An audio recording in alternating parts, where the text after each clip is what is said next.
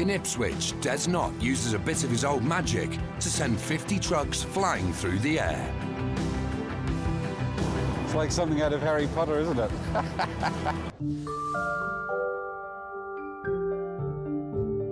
The port of Ipswich, Suffolk, at the head of the River Orwell, 12 miles inland from the North Sea. More than 50 second-hand trucks need to be transported to the Caribbean. Des Knott is project manager for Kestrel Logistics and supervising the shipment of the vehicles.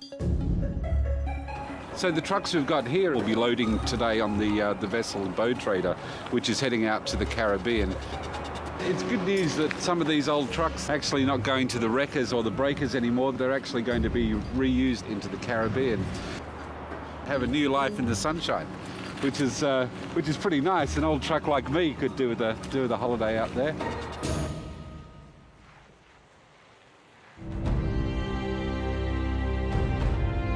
After a 15-hour voyage from Antwerp, the Bow Trader arrives in Ipswich. A 118-metre-long vessel capable of taking 6,300 metric tons of general cargo across 2 decks. But on arrival, she's the wrong way round. The reason we're turning the ship is because the cranes on board the vessel is on the left side, so the ship must come along on its left-hand side or the port side alongside the quay. It's a little bit tight to turn in the river here, but the bow thrusters are working, the stern thrusters are working, so she'll spin around on herself. The next challenge is to catch her guide rope. He's trying to throw that tennis ball attached to a small piece of rope to this chap who's going to catch it. Hopefully. Come on, guys! It's 3 minutes past 12. You're late. Throw it harder. This time. That's it. The Bow Trader has almost 1,300 square metres of deck space, and Des plans to use every last inch. Okay, so we're starting to assemble the cargo alongside the vessel for ready for loading out tomorrow. We've got some 50 pieces to load: excavators, trucks. Basically, if we start work at 6 o'clock tomorrow morning and we finish at 6 o'clock tomorrow night, we've got to move four pieces per hour. European Caribbean Line's cargo superintendent is Benny Kirchhoff. He has to work out how to lift 2 heavy generators out of the lower deck to make room for the trucks. We got 2 big generators in the hold, 55 tons each, and we're going to use 2 ship's cranes to do it. Each crane can lift 40 tons. We've got 2 spreader bars of 6 meters length each. With both of the ship's cranes involved, a unique frame is required to get the first generator out. They've just attached the lifting devices called side shoes under the generator containers. Everything goes very, very quiet. Everyone's concentrating. It's very, very dangerous now. Okay, Alvin. Boom. Up, please, go. The generator's being offloaded onto a truck to get it out of the way. But as the generator comes off the Bow Trader, the remaining cargo on board makes the ship lean over towards the sea. You're lifting 55 tons and you're going to put that with 2 cranes outside the ship. So you get a momentum, an overhang to this side. So on the starboard side, the crew will have to pump in ballast to compensate that weight. Ballast is a counterweight, and Benny has to take seawater on board to level the ship. Both cranes must work together closely to get the generators square on the truck. A little bit more, touch more. Keep going all the way. Down, down, down. Commando, lower, go. It's down. It's like pulling teeth. But 3 hours after the Bow Trader arrived, only one of the generators is off the ship. We're running out of sunshine, and we have to do this while it's light. It's no good under lights at all, so we need to get this wrapped up straight away. While the second generator is taken out of the hold, as many of the trucks as possible are loaded onto flat racks ready for the morning. It's like something out of Harry Potter, isn't it? And Des wants the team in 2 hours early. It's not much time and it's going to go to the wire. I hope to see cargo flying about all over the place. We're going to get it done tomorrow. Famous last words. I'll be swinging chains around if it's getting late. Even an old boy like me. And crane driver John Scott can't see a thing as he swings 2-ton trucks over the heads of crew in the hold. A lot of people work in the hold. The challenge really is to make sure nobody gets injured.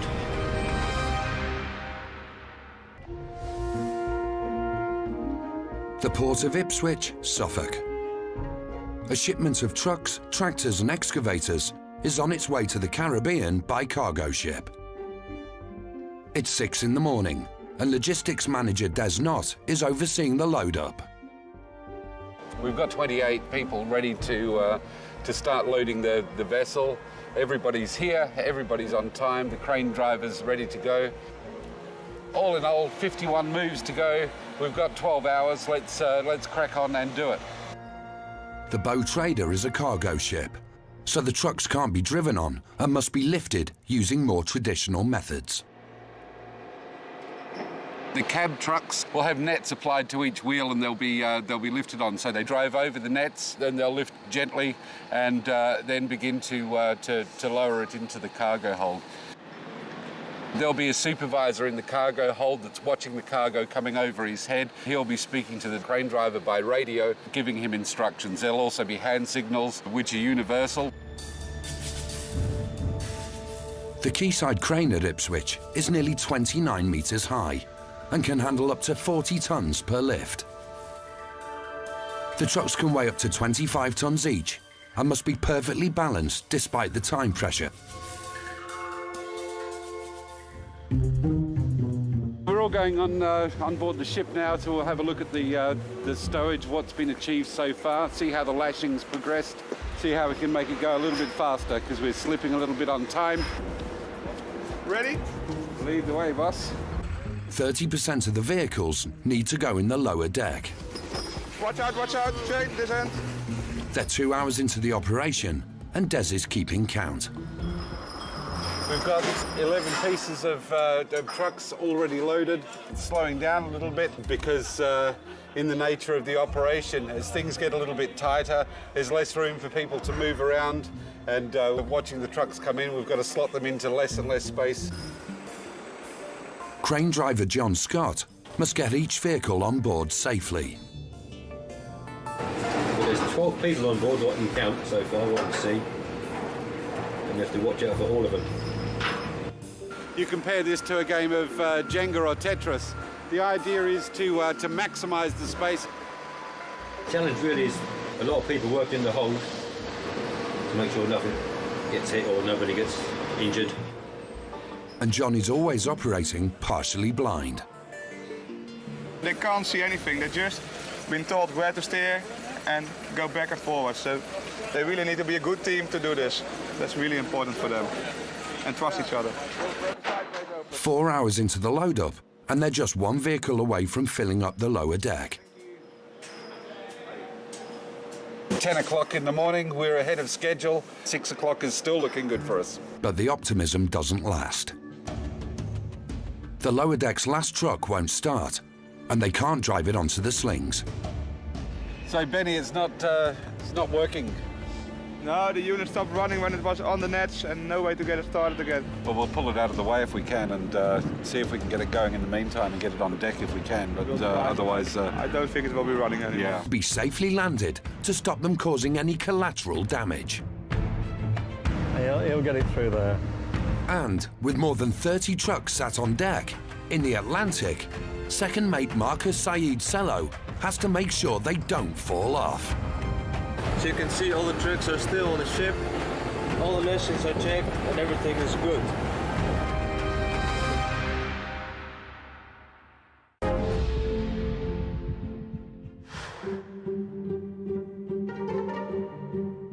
The port of Ipswich, Suffolk. Logistics manager Des Knott has just a day to load more than 50 trucks onto a cargo ship and get them off to the Caribbean. But one of them has broken down.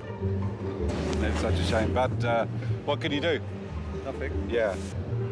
So 2 units down, but hopefully we can get on with the operation any moment now and get the hatch covers down and have the whole afternoon to prepare the deck and load the deck. 5 hours into the load-up, they're halfway there, and the inner hold can be closed with 17 vehicles squeezed inside. The remaining items must find room on the top deck. Crane driver John Scott slotting them in exactly the right place, some just 15 centimeters apart. We picked up good speed. We need 2 more lifts on hatch cover number 2. And then we have 1 hour work left on hatch cover number 1, so it seems we will finish in time. The winter conditions en route mean every vehicle on the top deck is vulnerable and extra precautions are required.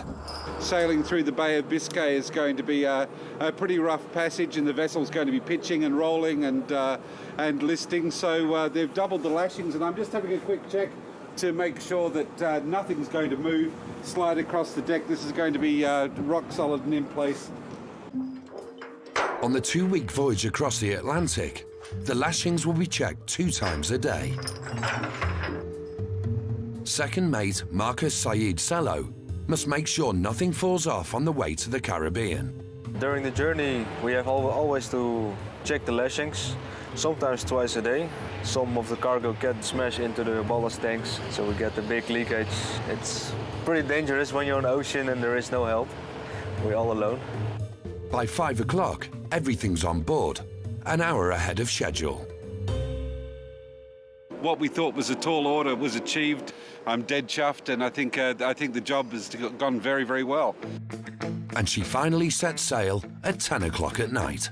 The bow trader heads out through the English Channel and down across the Bay of Biscay to Gijón in northern Spain. So, we have here a view from the bridge. So you can see all the trucks are still on the ship, all the lashings are checked, and everything is good. Leaving Europe, the bow trader heads out into the Atlantic towards the Caribbean Sea. 26 degrees, we're in the middle of Atlantic Ocean. We had some good weather, much better than we expected. Still a bit of rolling. Guys checked the lashings today, everything was good. Always a dangerous job, but it has to be done by someone. And those guys are doing this every day. 365 days a year, cargo ship crew are risking their lives on the ocean to keep the global economy going. But 15 days after the bow trader left Ipswich, the crew and all the trucks arrived safely in Georgetown, Guyana. From the rain and snow on the motorways and A-roads of Britain to a new life in the sunshine.